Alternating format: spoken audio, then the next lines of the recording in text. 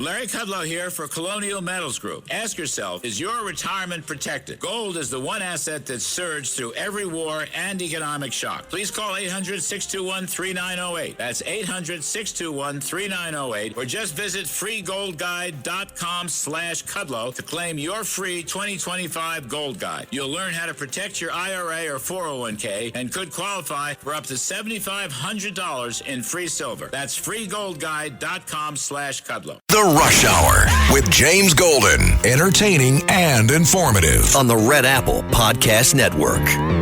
With the probe, tell Fox News that New York Attorney General Letitia James and her office is under investigation by the DOJ here in Washington. We're told that Attorney General Pam Bondi signed off on the probe. Subpoenas were sent to James's office, and there is a grand jury investigation underway in the New York State capital of Albany.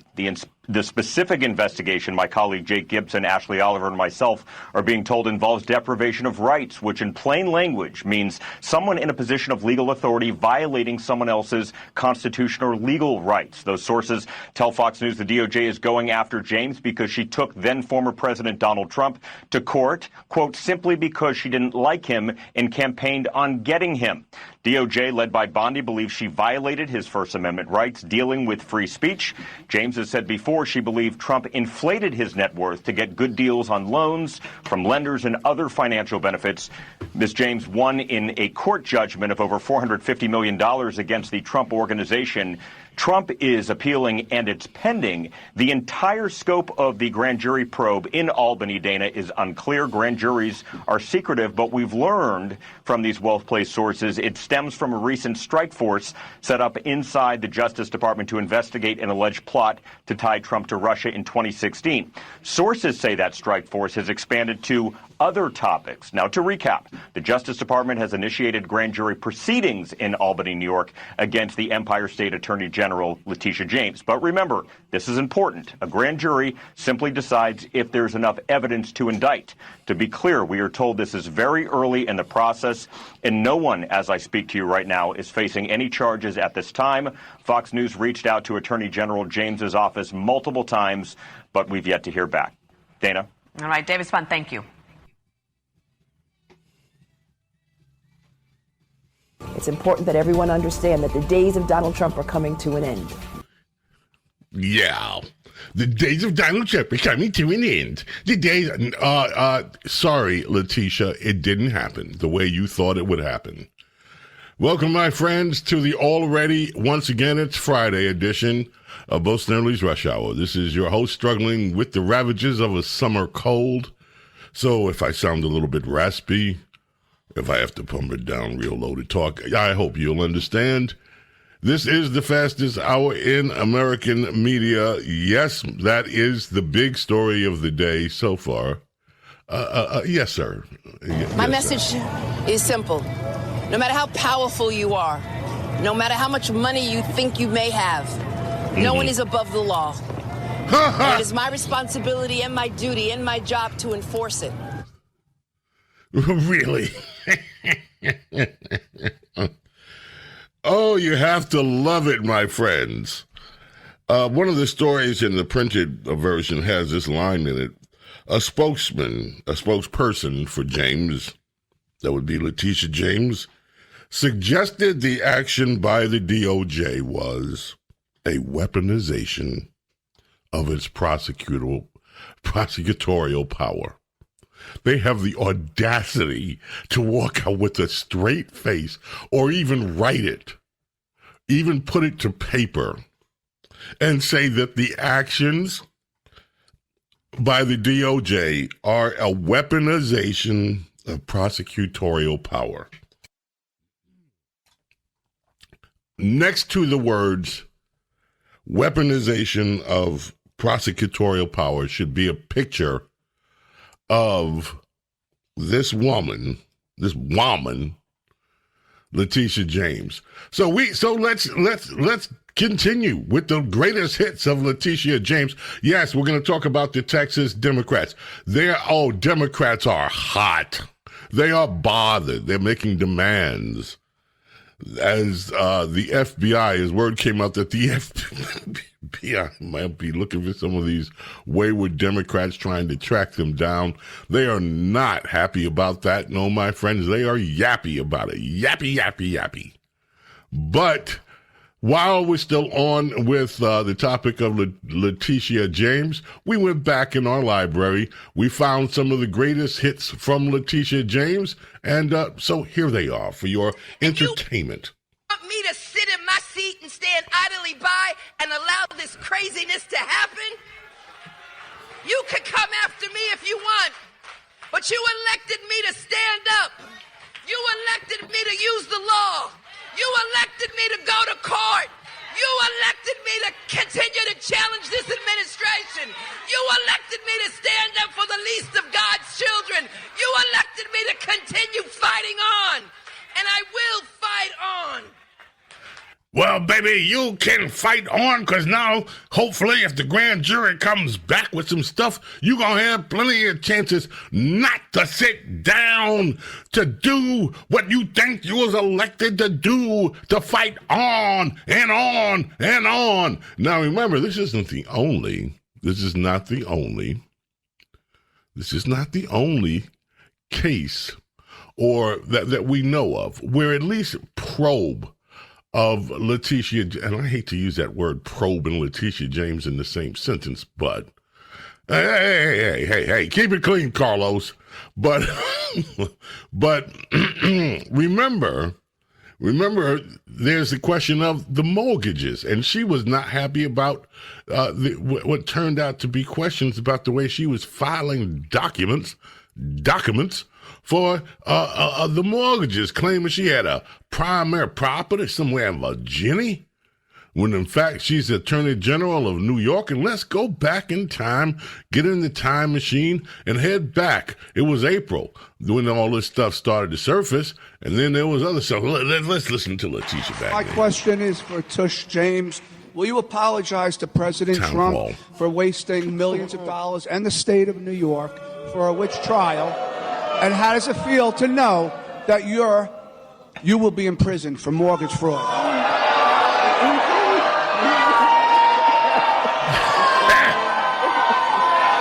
I think the crowd there, a little Democrat, they're upset.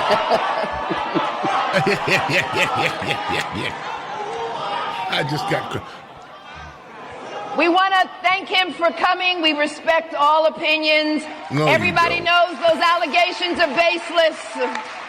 Baseless. Discredited. Everybody knows. And so we want to thank him. Our next speaker. Everybody knows the allegations are baseless. They're baseless.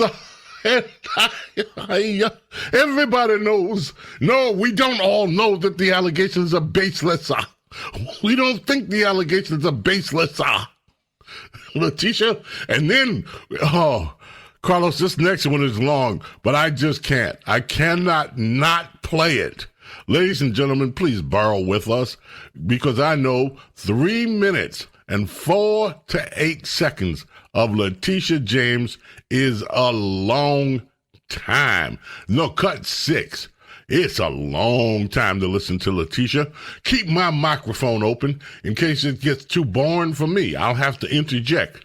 But meanwhile, let's listen to New York Attorney General Letitia James. Good to see you, Ms. James. Thanks for joining us. She's being interviewed. Thank you for having me, Errol. Absolutely. News. What is going on here? Did anybody contact you before this letter went out accusing you of this, that, and the other and making a criminal referral about real estate transactions? Mortgage fraud. Not at all. And let me just say to all New Yorkers and to all Americans, the allegations are baseless. The allegations are nothing more than a revenge tour. And as you mentioned, my office was successful in securing a $454 million judgment against Donald Trump and others for exaggerating the value of his assets. He engaged in a pattern and practice of fraud. And the interest is accruing each and every day while the case is on appeal in the First Department. It's important that individuals know that this is nothing more than the continuation of the tour. He went after law firms, universities, immigrants, women. Immigrants. Thousands of federal employees right now are unemployed. Our government is in chaos and in disarray.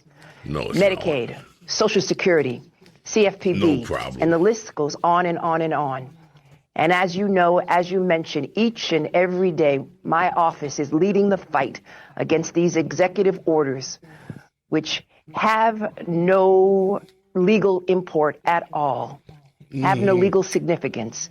And we are standing up for the rights and privileges of New Yorkers and Americans. Pause it right there for a minute. Just pause it right there. I just need to comment on that before I forget. Letitia James says that her assets are not... well, let's move away from talking about Letitia James' assets. And she's saying his executive orders are baseless. Tell it to the illegal immigrants now in El Salvador and parts around the world. Talk about how his executive orders don't mean squat. Look at these colleges she's talking about that they went after. Today, ladies and gentlemen, we have word. I have it right there. Trump administration seeks $1 billion settlement from UCLA. That's an Associated Press story. The Trump administration seeking $1 billion settlement from the University of California, Los Angeles, a White House official said today. The person was not authorized to speak publicly about the request and spoke under condition of anonymity. You ain't going to know who I am, but I'm telling you. Meanwhile, second headline from the dailybs.com. The Trump administration signals willingness to work with Harvard over foreign students. The Trump administration has stated a willingness to meet and confer and consider counter proposals from Harvard University in the battle over their foreign students, which, by the way, significant amount of the population at Harvard University. So she says all these executive orders are meaningless. Trump's executive orders, there are so many of them, and they are not meaningless. They have shaped the first 200 days of his administration. On the deportation front, for instance, an appeals court has tossed the contempt finding from that Judge Boasberg fella. They tossed it out. And that's the guy that didn't like Trump's orders to ship some of these illegals down there to El Salvador, where they are right now. So all Letitia can talk about how Trump's executive orders don't mean squat, and his assets, all this and that. But guess what? She wrong. Let's continue with Letitia as much as we can bear. Silenced. The same one. I will not be bullied. I will not bend. I will not break.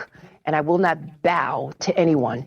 No one is above the law, including the President of these United States. Okay. Well, the Office of the Attorney General will continue to stand up. Let me follow up of some of what's in this this letter. It says according to media reports, which for us in the media is kind of a red flag, meaning that it seems to be based on some social media posts that I know were made by partisan political actors. But just let me ask you about some of the specifics in the letter.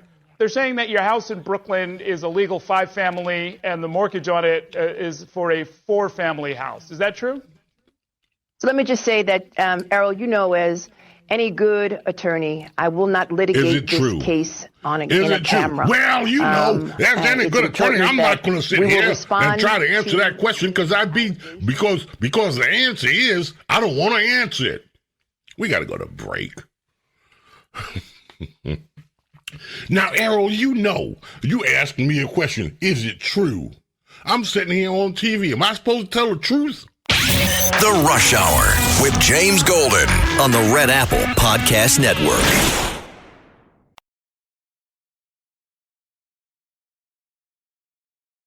The Rush Hour with James Golden. Entertaining and informative on the Red Apple Podcast Network. It's important that everyone understand that the days of Donald Trump are coming to an end. One cannot unilaterally disarm. The Republicans are counting on that as part of their scheme, trying to steal the midterm elections and gerrymander these congressional maps with impunity across the country. We're not going to stand for it. And the American people don't expect us to stand for it because they know we are fighting for an economy that actually makes life better for them, as opposed to an economy of the billionaires, by the billionaires, and for the billionaires. We're fighting to protect Medicare and Medicaid and Social Security, and fighting to make sure that their children can have a future. Yeah, that's the New York delegation, Letitia James and Hakeem Jeffries, claiming elections are going to be stolen. I thought talking about stolen elections was forbidden. It was when you were a Republican, you talked about stolen elections. Everybody wanted to shut you up. Now these Democrats openly talk about it. Glenn Campbell passed away in Nashville on this day in 2017. He was 81 years old, suffering, of course, from Alzheimer's disease. More than 70 albums, sold over 45 million records. By the time I get to Phoenix, of course, Galveston, Rhinestone Cowboy. He's a great guitarist, session guitarist, played on so many hits, like Strangers in the Night by Frank Sinatra. You've Lost That Lovin' Feeling by the Righteous Brothers. I'm a Believer by the Monkees. All of that. Glenn Campbell, yeah, playing guitar. But this one, folks. Iconic Glenn Campbell. Who cannot love him? Keep it right here. Don't go away. When we get back, more on what's going on in Texas. Stay there. The Rush Hour with James Golden on the Red Apple Podcast Network.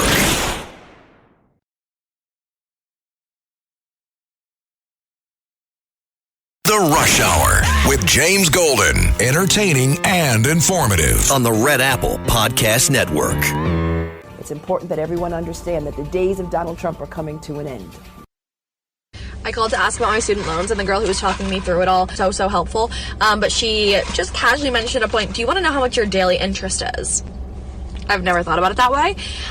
So I was like, sure, tell me how much my daily interest is. $30 a day. $30 a day. So I could pay $1,000 a month, and only 10% of that is going towards my principal. And there is no option for me, according to her, to pay, like, each payment, do, like, part of the principal, part of the interest. No, it all goes towards interest until you have no interest left, which will basically never happen as I'm accruing $30 a day. Doesn't take a day off. No holidays.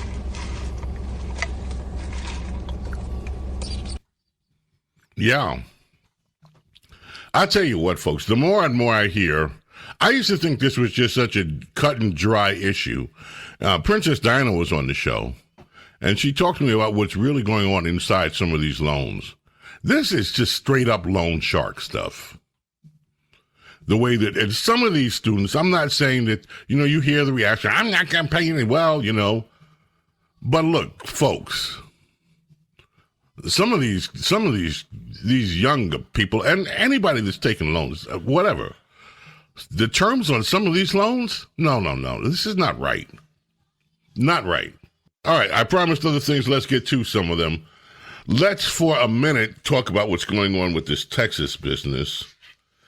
The FBI, GOP's FBI talk on Texas sparks firestorm with Democrats. Oh, poor Democrats, they're feeling bad. They're having a firestorm. Democrat lawmakers are now investigating how involved the FBI is in the Texas redistricting battle. I thought the investigative branch was the FBI. Well, anyway, they're claiming that Kash Patel is helping to track down state-level Texas Democrats. They say if Patel is taking sides in the Texas redistricting fight, it would be a misuse and politicization of the FBI. Again, what nerve? You heard Letitia James earlier talking about how the DOJ just beginning a grand jury looking into her actions is a weaponization of its prosecutorial power, as if everything that these Democrats have done for 4 years, for actually the entire time Donald Trump has been in his office, as if that didn't happen. And now you have these hypocrite Democrats saying that the FBI is being weaponized after the FBI was used to go after Donald Trump during his first term. Hakeem Jeffries is out. We heard him earlier. Told ABC News the FBI lacks the legal authority to intervene. Chuck U. Schumer said if the FBI is involved trying to track down these wayward Democrats, who, by the way, have crossed state lines after they have committed an act that is... He said this is authoritarianism, plain and simple. Oh, yeah, Chuck U, that's going to be a big one. Just authoritarianism. Hey, Chuck U, half the people in your party don't even know what the word means because of the woeful education that Democrats are responsible for across America. Texas Democrats are standing up for democracy. Republicans want to send in the federal government to round them up. This is not American. Yeah, okay, Chuck U. So, let's check out Governor Abbott down there in Texas. And also, we're going to start with J.B. Pritzker in one of the most gerrymandered states in this entire country. And they openly gerrymander.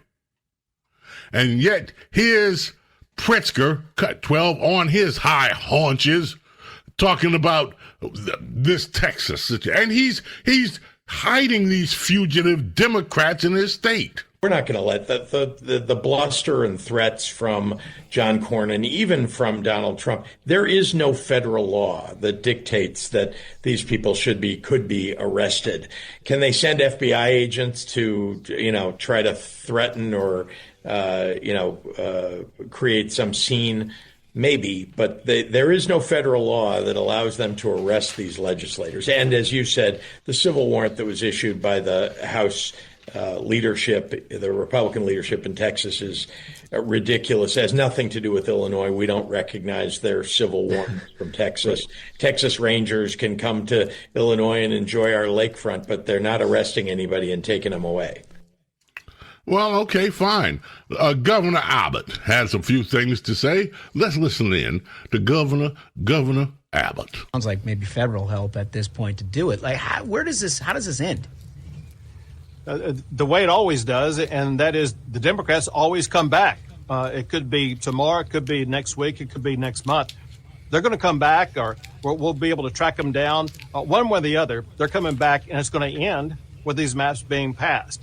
And, what I'm thinking now is if they don't start showing up, I may start expanding. We may make it 6 or 7 or 8 new seats we're going to be adding on the Republican side. Yeah. The wall just got 10 feet higher.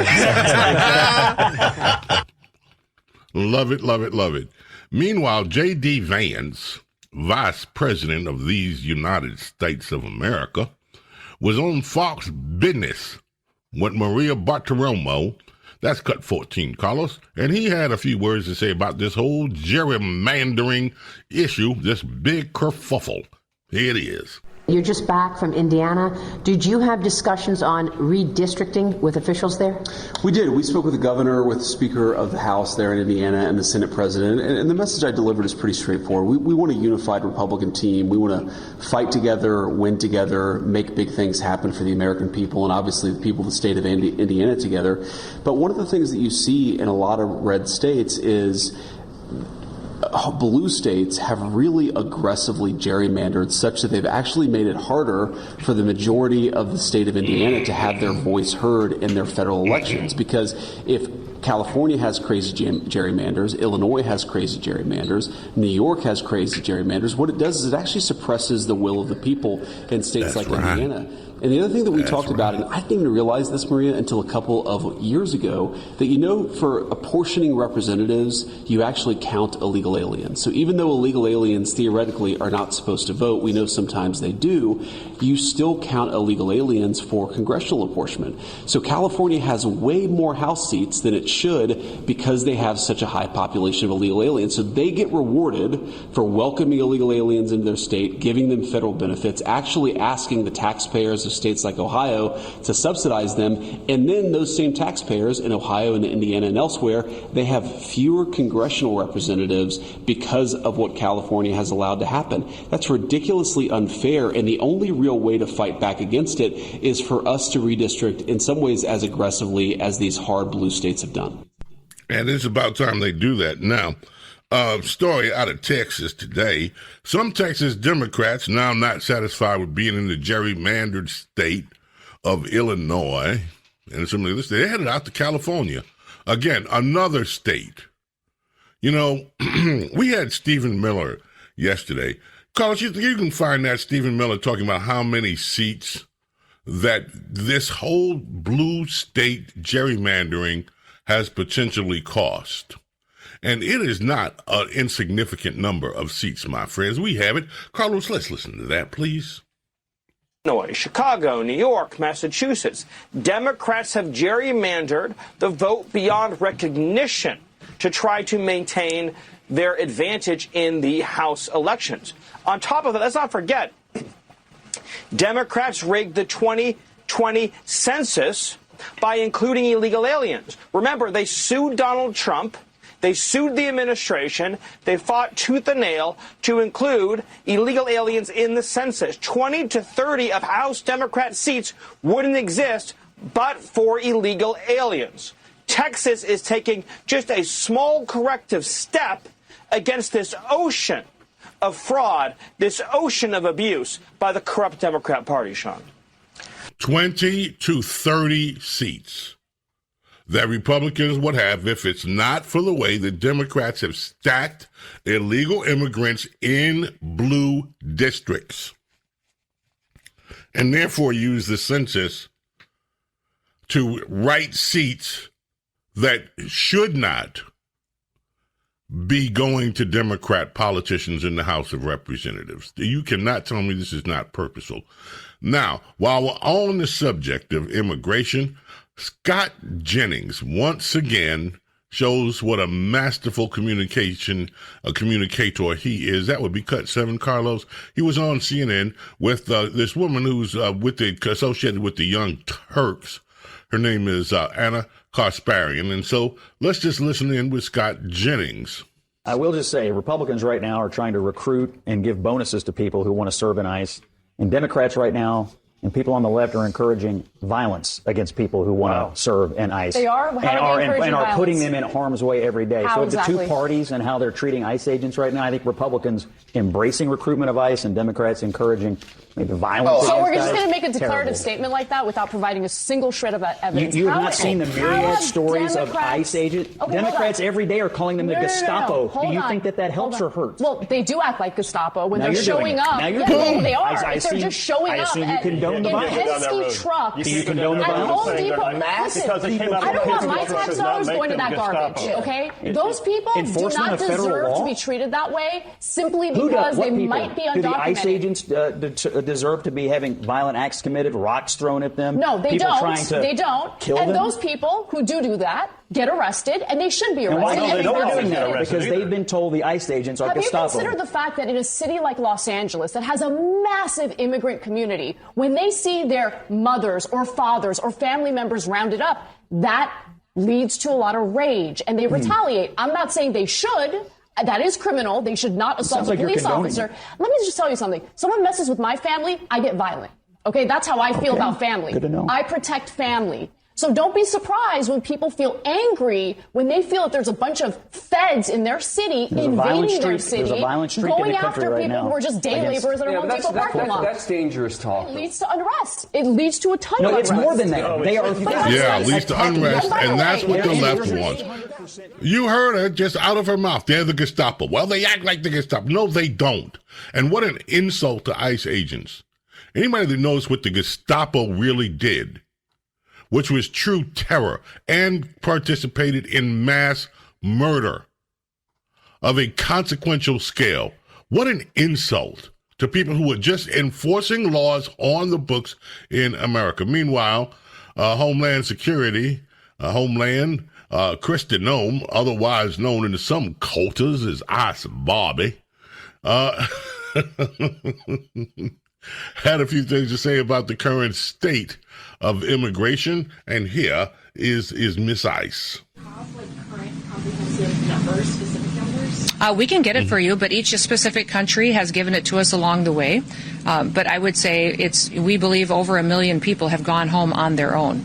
Since the CBP called out? Since we have started this administration, yes. But we've arrested hundreds of thousands that have gone through our system.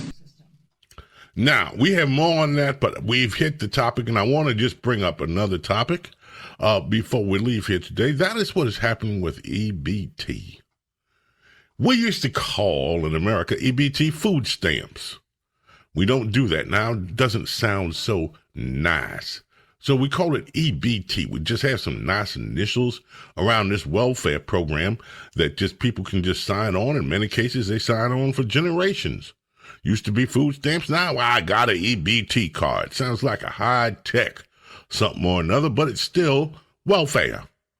Now, and by the way, I don't say that pejoratively. There are people who need help, and so, yes. Now, oh, by the way, did you hear that Pam Bondi offering $50 million for the arrest of Maduro? I just have one question to ask Lily Bondi. Who's supposed to be arresting him?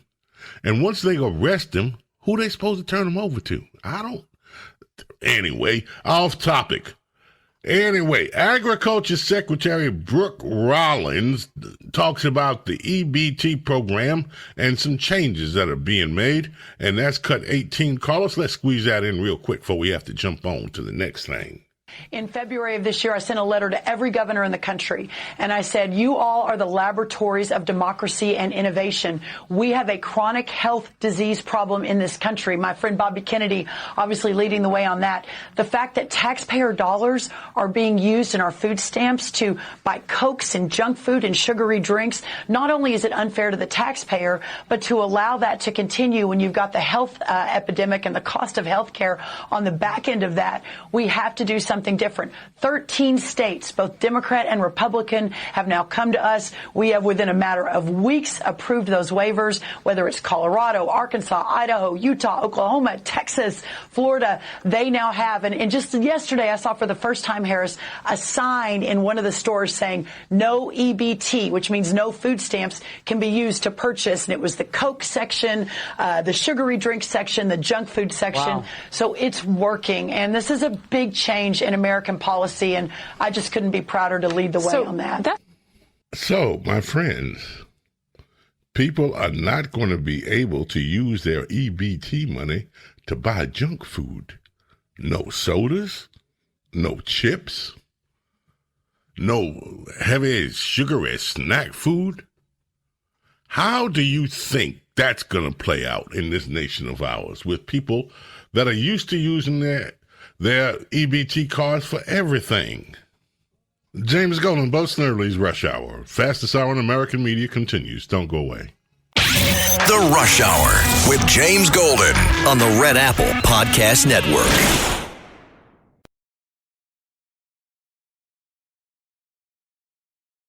The Rush Hour with James Golden. Entertaining and informative on the Red Apple Podcast Network. Lady Benedict weighed in on the arrest for Maduro. She thinks the job should be taken with 5 Navy SEALs. Anyway, on this day, and thank you for this, Kevin Drosh, our program director, reminded me of this day.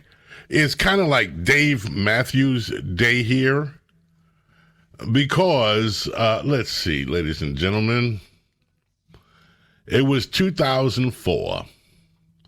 A bus belonging to the Dave Matthews Band was passing over the Kinsey Street Bridge. They let loose 800 pounds of human waste. There happened to be a tour bus passing underneath, and that tour bus was swamped with 800, all the people. What kind of day do you think they were having? I was just jumped in the river. You jump in the river. Yeah. That was rough. Well, thank you, Kevin, for reminding me.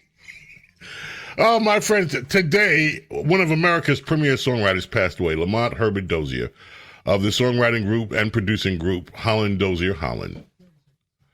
Martha the Vandellas, Supremes, Four Tops, Frida Payne, Isleys, Marvin, oh, so many hits, Supremes. Anyway, remembering Lamont, we got to go. May God bless, protect each and every single one of you, your families, your loved ones. We'll be back, God willing, in the morning, bright and early, and hope you're here. So, until then, my friends, I bid you adieu. Bye. Thanks for listening to Bo Snerdley's Rush Hour. You can hear Bo Snerdley's Rush Hour weekdays at 4 on 77 WABC. If you like the podcast, share it with your friends and listen anytime at WABCRadio.com and download the WABC Radio app. Hit that subscribe button on all major podcast platforms. Plus, follow WABC on social on Instagram, TikTok, Facebook, and X. See you next time for a new episode so you never have to wonder, what the heck is going on here? Greg Kelly here for Colonial Metals Group. China's leading the largest anti-American alliance since World War II, one that's already dumped U.S. bonds, grabbed 43 million acres of our farmland, and is plotting to dethrone the dollar. That's why IRA and 401k savers are protecting their savings with gold. Go to freegoldguide.com/Kelly or call 800-655-5186 for your free gold guide on how to protect your wealth with gold 100% tax-free. If you work as a manufacturing facilities engineer, installing a new piece of equipment can be as complex as the machinery itself. From prep work to alignment and testing, it's your team's job to put it all together. That's why it's good to have Grainger on your side. With industrial-grade products and next-day delivery, Grainger helps ensure you have everything you need close at hand through every step of the installation. Call 1-800-GRAINGER, click Grainger.com, or just stop by. Grainger, for the ones who get it done.